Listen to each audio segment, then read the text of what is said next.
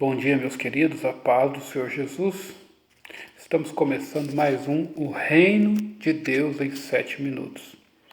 Nós estamos meditando na primeira carta de Paulo a Timóteo. E hoje nós vamos meditar no capítulo 2.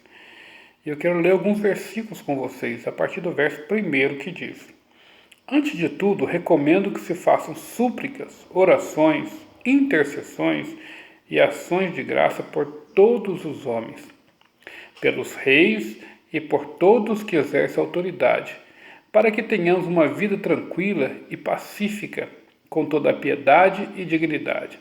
Isso é bom e agradável perante Deus, nosso Salvador, que deseja que todos os homens sejam salvos e cheguem ao conhecimento da verdade. Qual é o desejo de Deus? Paulo aqui expressa a Timóteo, falando a Timóteo, ele expressa qual é o desejo de Deus: que todos os homens sejam salvos e cheguem ao conhecimento da verdade.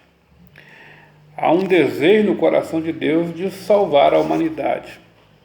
Para que esse desejo se cumprisse, esse desejo de salvação, ele enviou Jesus. E Jesus, ele se sacrificou em nosso lugar, ele morreu na cruz por nossa causa, para que então nós, a humanidade, pudéssemos ser salvos. A Bíblia fala que para que nós não perecêssemos, mas tivéssemos a vida eterna. Então o desejo de Deus é que todos tenham a vida eterna.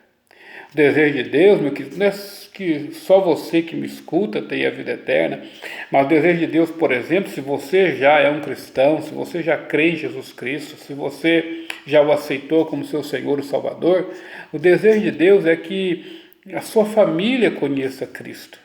O desejo de Deus é que os seus amigos conheçam a Cristo, os seus colegas de trabalho conheçam a Cristo. O desejo de Deus é que toda a sua parentela o conheça, tenha o pleno conhecimento da verdade. O desejo de Deus é que o seu bairro conheça a Cristo, as pessoas que moram no seu bairro. Enfim, por onde quer que você vá, sempre vai existir alguém que Deus tem o desejo de que ela o conheça e de que essa pessoa seja salva. Esse é o desejo de Deus, que todos os homens, toda a humanidade o conheça.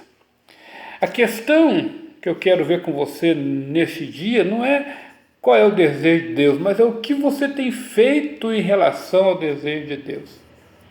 Qual tem sido a sua atitude em relação ao desejo de Deus? Paulo ele começa dizendo a Timóteo no capítulo 2, olha, primeiro, faça oração, faça súplica, faça intercessão, faça ações de graça, clame ao Senhor por todos os homens. O primeiro papel do cristão com respeito à salvação de alguém ou à salvação da humanidade chama-se intercessão. Nós precisamos levantar um clamor por todos os homens. Por exemplo, nós brasileiros devemos levantar um clamor pelo Brasil. Você precisa levantar um clamor pela sua cidade.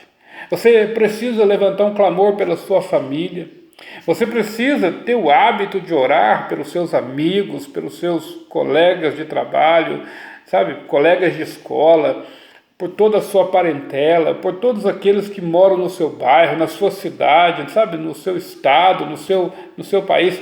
Há uma necessidade de nós levantarmos um clamor pela salvação das pessoas. E não só pelos homens, no sentido natural da palavra, mas também para aqueles que exercem autoridade. No versículo 2 ele fala, orem pelos reis, por aqueles que exercem autoridade. Para quê? Para que a gente tenha liberdade também de pregar o Evangelho. Há muitos lugares fora do nosso país e do nosso continente que não se pode pregar o Evangelho. Então nós que temos essa liberdade devemos ainda mais interceder e clamar para que isso nunca acabe. Então, meu querido, eu quero que você entenda, a questão não é o que Deus quer, mas é o que fazemos com o que Deus quer. Na nossa vida cristã, nós temos que estar atentos em como nós temos nos comportado com aquilo que Deus espera de nós. Você tem feito intercessão séria pela sua família? Você tem feito intercessão séria pela humanidade, você tem clamado a Deus para que todo homem seja salvo, você tem gasto um tempo seu diante de Deus, orando, intercedendo e clamando para que vidas se convertam ao Senhor.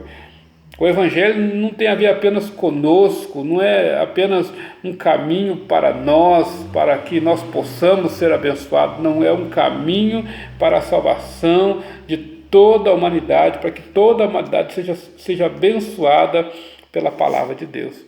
E há um mandamento aqui para mim e para você: comece pela intercessão.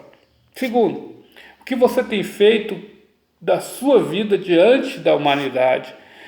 Porque a humanidade ela vai ler a Bíblia que você é, não a Bíblia que está escrito, né?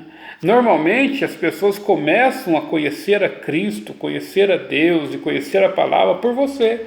É por quem você é. Se você professa a fé em Jesus Cristo, então as pessoas começam a se espelhar em você, naquilo que você fala, mas muito mais naquilo que você faz. Infelizmente, há muitos comentários, às vezes maldosos, né? Por quê? Porque pessoas que professam Cristo não vivem como deveriam viver.